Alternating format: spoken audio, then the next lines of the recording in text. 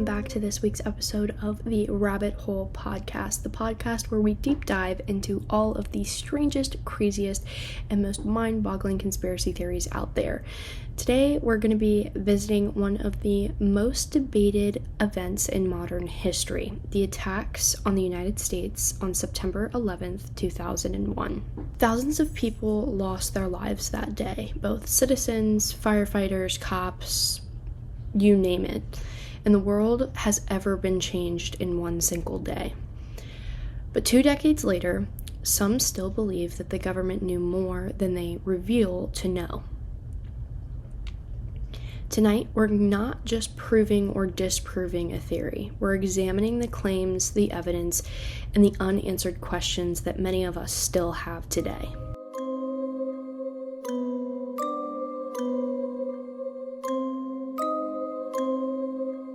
Life unite in our resolve for justice and peace. America has stood down enemies before, and we will do so this time. None of us will ever forget this day, yet we go forward to defend freedom and all that is good and just in our world. Thank you, good night, and God bless America. On September 11th, 2001, 4 commercial airlines were hijacked by 19 men associated with the terrorist group Al-Qaeda. 2 planes hit the World Trade Center in New York City, 1 hit the Pentagon in D.C., and another one crashed into a field in Pennsylvania after passengers intervened and took over the plane. Nearly 3,000 people were killed in these events.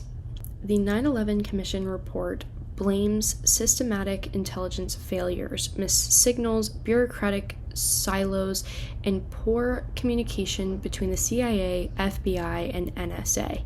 But for many researchers, that's exactly where everything starts to begin to look suspicious. Let's take a step back and look at what is on record. In July of 2001, an FBI agent sent what's now known as the Phoenix Memo, warning that Middle Eastern men were training at U.S. flight schools. A month later, the president's daily debrief read, "Bin Laden determines to strike in the U.S." Bin Laden was the head of Al-Qaeda.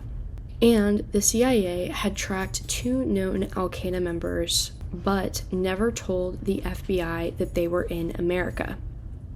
To some, these aren't just coincidences, they're red flags. To investigators, they're painful examples of how our bureaucratic system failed in real time. After the attacks, online communities began to ask whether parts of the government allowed 9/11 to happen to justify the war and expand surveillance that they were already doing. There's 4 major points or arguments that were made. Controlled demolition theory. The Twin Towers in Building 7 fell a little bit too neatly to only be caused by fire and impact. Number 2, the Pentagon question. The damaged photos look inconsistent with a Boeing 757 crash. Unusual stock trades. Number 3, large bets were placed against airline stocks just before 9/11. And then finally, number 4, the motive argument that the tragedy created public support for the Patriot Act and the wars in Afghanistan and Iraq that were currently going on at the time. Most engineers and investigators reject these claims, finding no physical or financial proof of the government's involvement in such ways. Still, the symmetry of the collapse of both the towers and the secrecy of the intelligence files kept curiosity and continues to keep curiosity alive. Here's where the theories sharpen a little bit, though. If the CIA tracked the hijackers, why didn't they stop them? Some former officials have admitted that the agency had pieces to the puzzle, but they didn't share them quickly enough. Critics of this see negligence on the government's behalf, but rather, we see an intent behind it. To topple that, when the initial reports still remain redacted, suspicion fills in the blank that they don't give us. Another detail that's often cited is a 2000 report from the think tank Project of New American Century. It suggests that the transformation of U.S. defense policy would be very slow without there being some sort of catastrophic event like a new Pearl Harbor to happen.